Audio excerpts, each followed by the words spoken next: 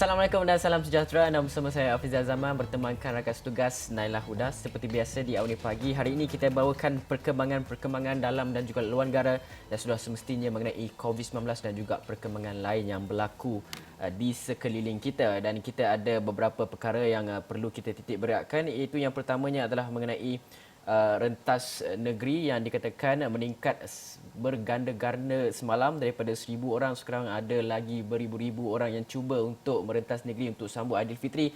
Yang keduanya adalah mengenai politik, iaitu berkaitan dengan pendedahan audio, dan kemudian kita ada cerita mereka yang ingin pulang ke kampung. Katanya Kedah dan juga Kelantan telah pun mencatatkan kes positif COVID-19 terbaru setelah beberapa lama menjadi zon hijau. Okey, kita akan mulakan dengan statistik COVID-19, iaitu angka korban akibat COVID-19 di seluruh dunia meningkat sebanyak 3,000 kes dalam tempoh hanya 24 jam dan jumlah keseluruhannya maut akibat wabak itu kini melepasi angka 325,000. Dan statistik daripada Johns Hopkins University, ada 3 negara yang kini melepasi angka 30,000 kematian, dan Amerika Syarikat kekal sebagai negara yang merekodkan kematian tertinggi dengan 92,000 kes. UK dan Itali masing-masing merekodkan kedudukan kedua dan ketiga dengan 35,000 dan 32,000.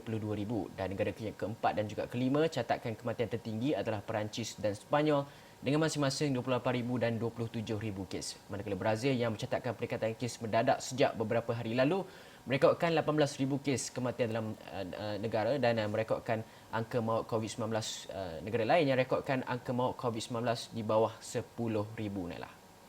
Sementara itu, data dari Johns Hopkins University juga menunjukkan pertambahan kes positif COVID-19 di seluruh dunia dan jumlah kumulatif kini melebihi 4.95 juta kes. 6 negara mencatatkan kes positif melebihi 200,000 dan Amerika Syarikat satu-satunya negara yang mempunyai kes melebihi 1 juta dengan kumulatif 1.5 juta. 5 negara lain yang mempunyai kes positif melebihi 200,000 iaitu Rusia, Brazil, United Kingdom, Sepanyol dan Itali. Sementara itu, 6 negara lain mempunyai angka jangkitan melebihi 100,000 iaitu Perancis, Jerman, Turki, Iran, India dan Peru. Dan Peru hari ini melepasi 100,000 angka jangkitan COVID-19 dan negara lain masih mempunyai kes positif di bawah 85,000, manakala jumlah pesakit yang telah sembuh daripada pandemik itu pula kini mencapai 1.87 juta kes. Ya, betul tu. Okey, dalam masa yang sama kita tahu WHO dan Amerika Syarikat sekarang ini tidak bersatu hati, dan ada beberapa perkara yang membuatkan mereka saling tidak bersefahaman, yang mana kalau kita lihat sejak beberapa bulan lepas, yang pertamanya adalah Presiden Donald Trump attack WHO, menyatakan bahawa WHO berat sebelah dan sentiasa backup China, dan beliau sendiri menyatakan bahawa perlunya ada perubahan dalam WHO itu sendiri yang perlu direformasinya dan sebagainya, dan terdapat penamatan bantuan Amerika Syarikat kepada Pertubuhan Kesihatan Sedunia WHO yang memberi kesan yang sangat-sangat besar kepada operasi agensi kesihatan badan dunia itu. Dan ini termasuk penyampaian perkhidmatan kesihatan kepada penduduk paling terjejas di dunia, dan kenyataan ini dibuat oleh Ketua Eksekutif Program Kesihatan Kecemasan WHO. Sebelum ini, Presiden Donald Trump ancam untuk tarik semula dana kepada WHO dengan syarat agensi itu distrukturkan semula. Amerika Syarikat adalah satu-satunya negara yang memberi dana bantuan lebih kurang dalam 400 bilion kalau tak salah saya, dan kalau nak compare dengan China pula lebih kurang dalam 40 juta begitu saja. Ada yang menyatakan cadangan kepada Donald Trump untuk kurangkan sehingga 40 juta, tapi ini akan memberikan kesan yang sangat-sangat tinggi kepada Badan Agensi Kesihatan Dunia itu untuk menstrukturkan dana kepada negara-negara yang tidak mempunyai akses kesihatan yang sangat baik, negara-negara miskin dan sebagainya. Jadi kita dengarkan apa kata WHO ini. US funding that reaches us here actually goes directly out in the emergencies program to humanitarian health operations all over the world, in all sites of fragile and difficult settings. It's of the order of 200 million or 100 million a year, which is actually the greatest proportion of funding that we receive from WHO within the emergencies program. So we'll obviously have to work with other partners to ensure that those funds can still flow. So this is going to be a major implication for delivering essential health services to some of the most vulnerable people in the world. And we trust that other donors will, if necessary, step in to fill that gap. Semua negara. Dalam masa yang sama, kita perlu tekankan inilah masanya untuk seluruh dunia bersatu seperti yang diulangi oleh pihak WHO. Ini bukannya masa untuk berpolitik, bukan saja dalam negara tetapi luar negara juga. Ini bukannya masa untuk berpolitik, malah masa-masa untuk bersatu, kerana inilah usaha yang diperlukan oleh setiap negara, terutamanya dalam membangunkan vaksin. Sebelum ini kita bawakan laporan daripada salah seorang ketua saintis WHO yang katakan beliau menjangka mungkin coronavirus pandemik COVID-19 ini mungkin akan berlanjutan sehingga 4 hingga ke 5 tahun, dan salah satu faktor adalah kerana penyebaran. Kalau kita dapat bangunkan vaksin itu pun, bagaimana untuk salurkan vaksin itu secara sama rata, terutamanya buat negara-negara yang membangun, negara-negara miskin, bagaimana agaknya akses kepada vaksin itu. Jadi inilah yang kita nak titik beratkan juga. Persekutuan Palang Merah dan Bulan Sabit Merah Antarabangsa IFRC atau Red Cross merayu agar dunia bekerjasama terhadap vaksin COVID-19. Ketua Pengarahnya Francesco Roca memberi amaran terhadap tindakan berat sebelah yang akan menghalang akses vaksin kepada negara-negara miskin. Dan dalam temu bualnya bersama Reuters, kita laporkan beliau berkata semua orang mempunyai hak terhadap akses rawatan tersebut. Dan pada Selasa sebelum ini, Amerika Syarikat menolak resolusi Pertubuhan Kesihatan Sedunia WHO yang dirancang bagi memastikan negara-negara miskin dapat memperoleh akses kepada perubatan.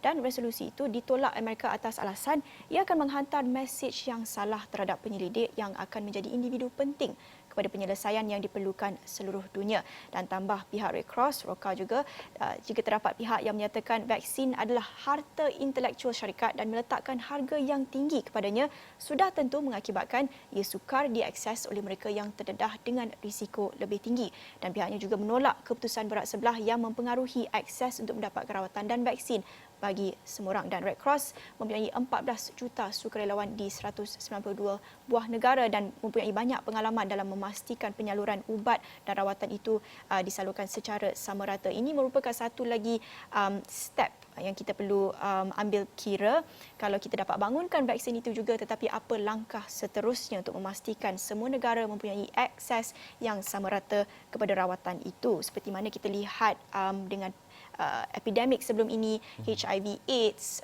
rawatan dan ubatan untuk penyakit itu tidak disalurkan secara sama rata, dan banyak lagi negara miskin yang masih mengalami masalah untuk merawat ubat itu. Jadi kita berharap semua negara dapat bersatu untuk sama-sama memastikan vaksin COVID-19 ini dibangunkan dan tidak ada campur tangan atau salah guna dengan kepentingan pihak swasta ataupun kepentingan intelektual, harta intelektual syarikat dan sebagainya.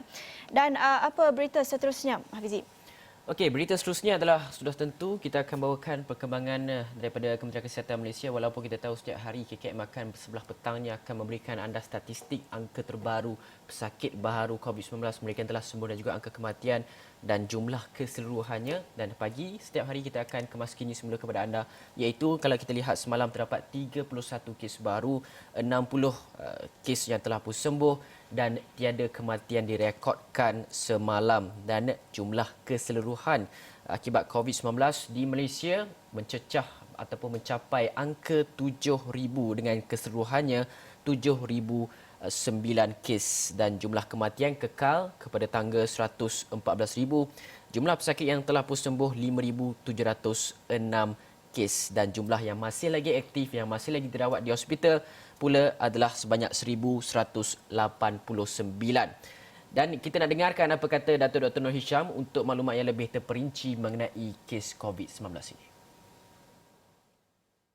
Ingin dimaklumkan bahawa 31 kes baru yang dilaporkan, 10 adalah kes import yang mendapat jangkitan di luar negara. Manakala 21 kes adalah penularan tempatan, di mana 10 kes adalah bukan warga negara dan 11 kes adalah warga negara Malaysia. Sehingga kini terdapat 11 kes positif COVID-19 yang sedang dirawat di unit rawatan rapi. Dan daripada jumlah tersebut, 7 kes memerlukan bantuan pernafasan. Baik, satu berita yang mendapat banyak perhatian terutamanya di media sosial dan dibincangkan orang ramai adalah berhubung dengan pengumuman KKM semalam yang telah pun mengesahkan kes positif COVID-19 melibatkan seorang wanita mengandung yang pulang dari Ampang, Kuala Lumpur ke kampung halamannya di Kelantan. Dan Ketua Pengarah Kesihatan Datuk Dr. Nur Hisham Abdullah kata mangsa yang sedang hamil 35 minggu melakukan perjalanan rentas negeri kerana mahu bersalin di kampung halamannya. Bagaimanapun, mangsa disahkan positif COVID-19 hanya selepas menjalani ujian saringan kesihatan di sebuah klinik kesihatan di negeri tersebut.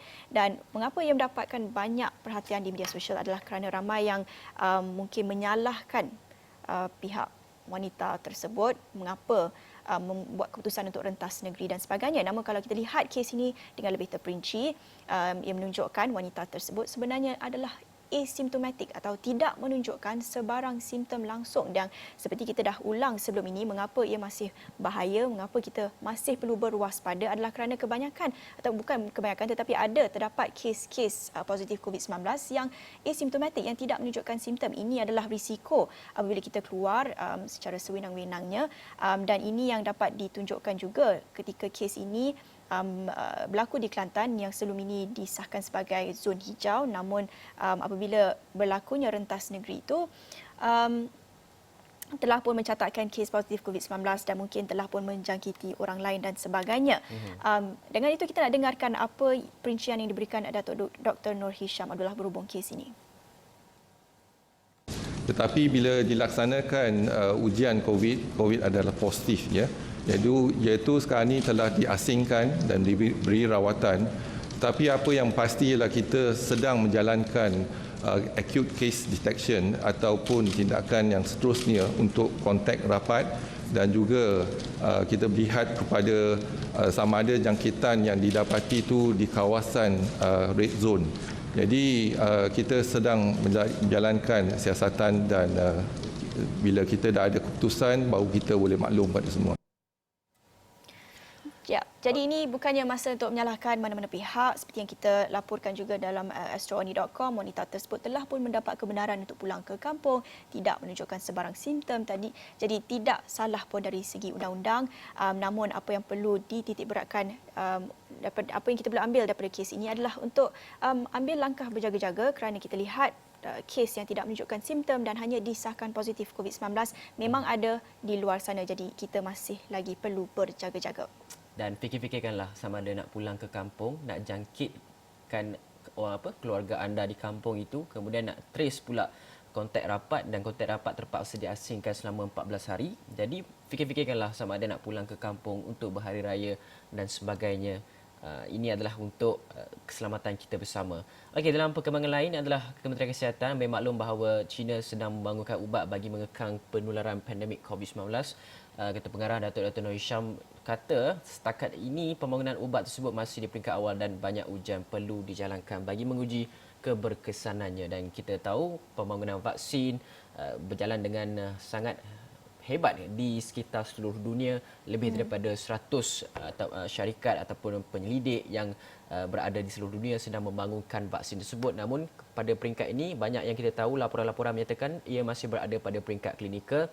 Ada yang telah pun mula menguji kepada manusia, ada yang telah pun melepasi saringan kepada haiwan dan sebagainya. Namun kalau kita lihat perkembangannya adalah negara seperti di Amerika Syarikat menjangkakan, Donald Trump sendiri katakan bahawa mungkin kemungkinan besar hujung tahun ini mungkin akan ada vaksin itu dikeluarkan di pasaran, tapi jaminannya masih lagi kita tidak dapat nyatakan. Namun beberapa pakar kesihatan perlu kita ambil kira juga, kerana mereka menyatakan bahawa mungkin setahun ataupun setahun setengah pembangunan vaksin itu akan dilaksanakan. China sendiri cakap tahun depan baru ada vaksin. Okey, dalam masa yang sama kita nak lihat juga perkembangan lain. Nailah, apa ceritanya? Tadi kita cerita tentang kes di Kelantan. Ini pula pengumuman KKM juga semalam yang katanya sedang mengesan punca jangkitan COVID-19 yang membabitkan seorang pelajar di sebuah IPT, Institusi Pengajian Tinggi di Kedah.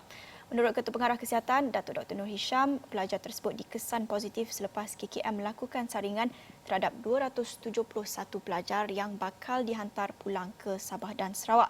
Setakat ini, pelajar berkenaan telah diasingkan dan pengesanan hubungan aktif di antara kenalan rapat turut dijalankan.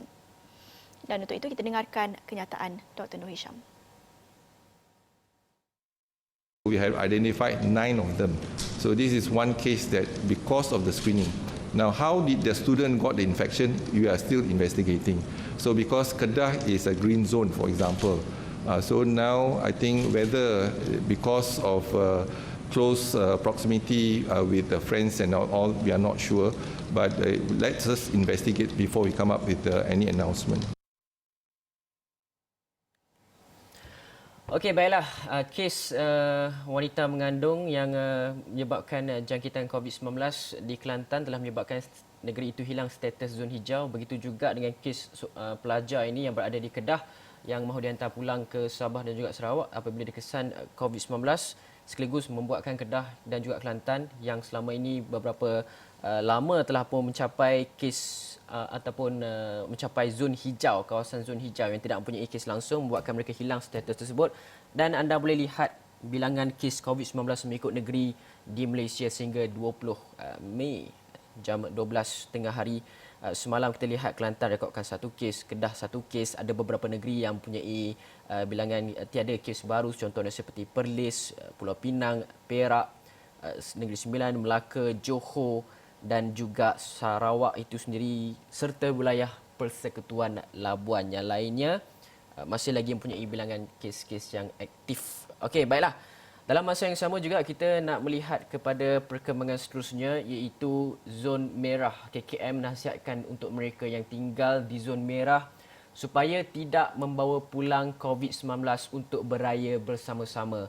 Kerana Ketua Pengarah Kesihatan Dr. Nur Hisham telah memberitahu individu yang tidak bergejala ini lebih banyak membawa jangkitan dan sukar untuk dibendung. Kita dengar apa yang menjadi zikir harian Datuk Dr. Nur Hisham ini kepada kita semua setiap hari. Peringatan setiap hari beliau bawakan tidak jemu-jemu untuk mengingatkan kita supaya janganlah pulang ke kampung halaman masing-masing.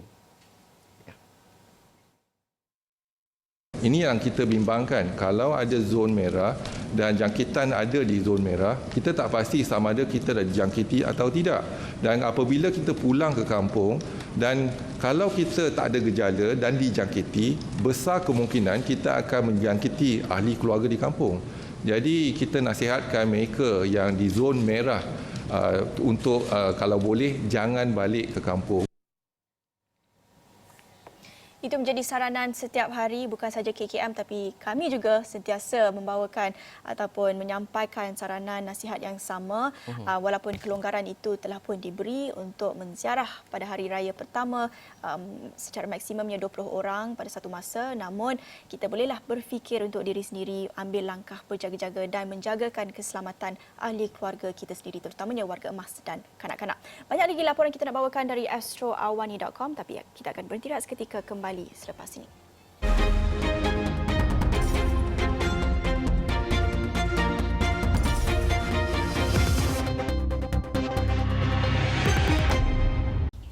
Bertemu kembali di Awani Pagi dan seperti yang kami sampaikan tadi, fokus kami pada hari ini adalah menjelang Hari Raya Aidilfitri. Kita membincangkan tentang tindakan beberapa pihak yang rentas negeri ini, sama ada dibenarkan atau tidak. Kita lihat telah pun melibatkan ataupun menyebabkan kes-kes positif di tempat-tempat yang sebelum ini disahkan sebagai zon hijau. Jadi apa yang juga diumumkan semalam adalah jumlah kenderaan yang cuba balik kampung dengan merentas negeri terus menunjukkan peningkatan lebih sekali ganda kepada 3,212 kenderaan pada Selasa berbanding 1,633 pada Isnin. Kata Menteri Kanan Keselamatan Datuk Seri Ismail Sabri Yaakob, trend itu sekaligus menunjukkan masih ramai mahu pulang ke kampung bagi meraihkan Aidilfitri meskipun operasi ketat sedang dijalankan. Dan setakat semalam, PDRM telah mengadakan 216 sekatan jalan raya rentas sepadan negeri di seluruh negara dan melakukan pemeriksaan terhadap 318,082 kenderaan. Ini satu peningkatan yang amat besar dan mungkin kita jangkakan peningkatan lebih banyak pada hari-hari yang akan datang dan juga hari ini kita akan lihat apa agaknya laporan terbaharu. Namun di sini kita ingin tegaskan sekali lagi, kita lihat kes-kes sebelum ini telah pun menyebabkan zon-zon hijau telah pun bertukar jadi kes yang zon-zon yang mencatatkan kes positif COVID-19 hanya memerlukan seorang sahaja untuk melibatkan kluster yang besar. Jadi dengan ini kita perlulah tekankan sambutan Hari Raya Aidilfitri itu mungkin amat-amat berbeza pada tahun ini, tetapi dengan menyesuaikan diri dengan normal baharu, pastinya kita juga dapat lagi merasai sedikit kemeriahan Hari Raya Aidilfitri itu walaupun bersorangan seperti Afizi di ibu kota. Tapi kita sama-sama perlu bersolidariti. Ramai lagi yang menghadapi situasi yang amat menggusarkan ini seperti Afizi. Jadi kita perlulah sabar dan sambutlah Hari Raya Aidilfitri ini dalam normal baharu. Dan lagi satu aspek dari sudut Hari Raya ataupun sambutan Hari Raya ini yang paling membimbangkan orang ramai adalah isu harga barangan asas. Apa ceritanya, Afizi? Okey, ceritanya adalah kita dengar laporan-laporan, contohnya seperti di negeri di Kedah ada beberapa peniaga yang menaikkan harga ayam, mengambil kesempatan dikala orang tengah susah, tak ada kerja, nak pergi kerja tak boleh, pendapatan harian mereka terjejas, dan KPDNSCP, Kementerian Perdagangan Dalam Negeri dan Haiwan Pengguna, minta orang ramai menjadi pengguna bijak untuk memerangi isu kenaikan harga oleh peniaga. Menterinya, Datuk Alexander Nantalinggi berkata ia bagi memastikan skim harga maksimum musim perayaan SHMMP Hari Raya Puasa 2020 yang dilancarkan dipatuhi oleh semua pihak. Jadi jelas beliau, tempoh pelaksanaan skim itu telah dipendekkan kepada 15 hari berbanding tahun sebelumnya iaitu 30 hari. Katanya skim itu juga membabitkan 11 barangan keperluan asas saja berbanding 27 barangan pada 2019. Dan barangan keperluan itu termasuklah bahan mentah seperti ayam, daging lembu, daging kerbau, telur ayam dan juga kelapa. Alexander berkata orang ramai yang mendapat harga yang melebihi daripada harga telah ditetapkan boleh membuat aduan kepada KPDNSCP. Itu yang dinyatakan oleh beliau ketika memaklumkan skim harga maksimum musim perayaan Hari Raya Puasa 2020. Kita harapkan kita sama-sama, sekarang ni COVID-19, kita jaga kita. Dalam masa yang sama juga, ada peniaga-peniaga ni, ya kita faham, peniaga-peniaga sekarang pun mereka terjejas, tak dapat nak membuat urusan jual beli dan sebagainya. Dan ada laporan menyatakan bahawa mereka cuba untuk menaikkan harga-harga barangan keperluan asas, terutamanya kita tahu musim perayaan ini sudah pasti ramai yang beli ayam, daging dan sebagainya. Itu yang menjadi kebimbangan, membuatkan mereka nak cari duit lebih, nak tampung kerugian mereka dah alami, mereka menaikkan harga barang, tapi dalam masa yang sama menjejaskan pembeli-pembeli yang nak beli barang-barang keperluan untuk kalau kita lihat orang, kita fikir untuk nak sambut raya, tapi mungkin juga ada orang yang sekarang ini itulah bekalan keperluan harian dia untuk nak survive dalam tempoh seminggu ke 2 minggu, kita tak tahu. Jadi tolonglah kepada peniaga untuk tidak naikkan harga-harga barangan keperluan asas untuk diberikan kepada mereka-mereka yang terjejas, yang tak ada kerja sekarang ini. Kita berdepan dengan ketidaktentuan yang sangat-sangat tinggi sekarang. Dan dalam masa yang sama juga kita nak lihat kepada perkembangan politik. Nailah mungkin suka perkembangan politik. Apa cerita je Nailah sekarang ini? Baik, sejak kebelakangan ini banyak rakaman-rakaman audio yang tersebar dan tular di media sosial. Satu rakaman suara dipercayai merupakan Tun Dr. Mahathir Mohamad. Dan rakaman tersebut didakwa daripada mesyuarat MPT Bersatu pada 23 Februari lepas jam 11 pagi. Dan antara lain, audio tersebut mendedahkan keputusan Majlis Pimpinan Tertinggi Bersatu untuk keluar Pakatan Harapan. Kita dengarkan sedikit sedutan klip. Tapi saya nak balik kepada keputusan kita keluar. Bincang banyak. Saya ingat semua poin sudah berulang-ulang dah. Tadi ada satu cadangan iaitu kita keluar daripada Pakatan Harapan. Satu cadangan lagi yang datang daripada saya ialah kita tunggu fikir dengan mendalam dan dapat bukti yang lain. Jadi saya nak tahu sama ada kita nak kata kita keluar sekarang ini ataupun kita nak bagi masa sedikit, kerana pada saya support perang UMNO ini so fickle dan kalau bagi masa sikit saja dia tukar pihak. Jadi kita bisa tak ada kelainan. Semuanya saya pun tak suka kepada DAP, tak suka kepada Anwar, yang lain semua pun macam itu. Tapi semua soal masa saja. Nak kita tentukan masa ataupun kita ambil tindakan hari ini. Nak hari ini, okey. Hari ini kita keluar daripada Pakatan.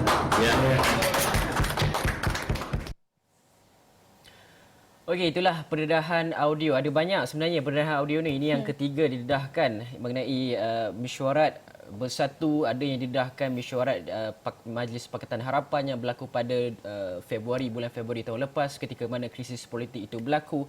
Dan apabila suara ataupun audio itu didedahkan, Tun Dr. Mahathir Mohamad melalui hantaran Facebooknya semalam mendakwa rakaman audio itu disebarkan sudah disunting dan berniat jahat. Beliau juga mencabar mereka yang bertanggungjawab untuk mengeluarkan rakaman penuh mesyuarat MPT pada 23 Februari lalu. Dan menurut Dr. Mahathir, beliau kekal setia bersama rakan-rakan yang berjuang dengannya sebelum pilihan raya umum ke-14. Malah katanya jika mahu mengkhianati mandat rakyat, ia boleh dilakukan ketika beliau dicalonkan sebagai Perdana Menteri Perikatan Nasional. Sebaliknya, beliau membuat keputusan untuk menolak pencalonan berkenaan. Dan kalau kata beliau bersama-sama dengan Perikatan Nasional, beliau akan mencipta sejarah Malaysia yang tersendiri dengan menjadi Perdana Menteri yang 3 kali ditabalkan melalui Perikatan Nasional, Kerajaan Perikatan Nasional itu. Tapi beliau memutuskan untuk menolak pencalonan berkenaan dan bersama-sama dengan Pakatan Harapan, rakan-rakan perjuangan untuk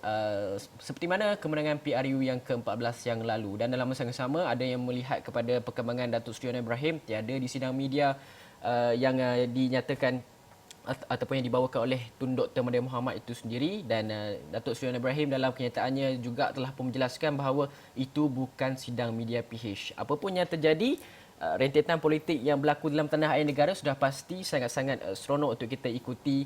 Lebih seronok bagi saya daripada drama-drama televisyen.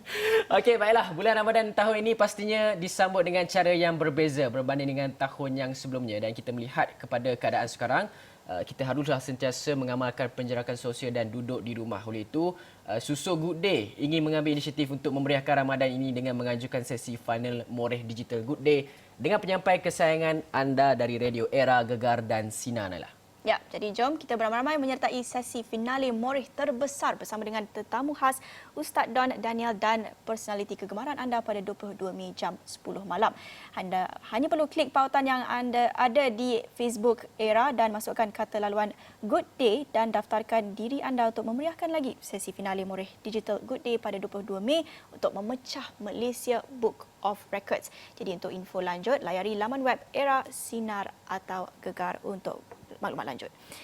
Kita akhiri awal pagi di sini. Jangan lupa saksikan segmen khas Realiti Rakyat bersama kami jam 8.30. Saya Nala Huda. Saya Afizal Zaman. Assalamualaikum. Salam sejahtera.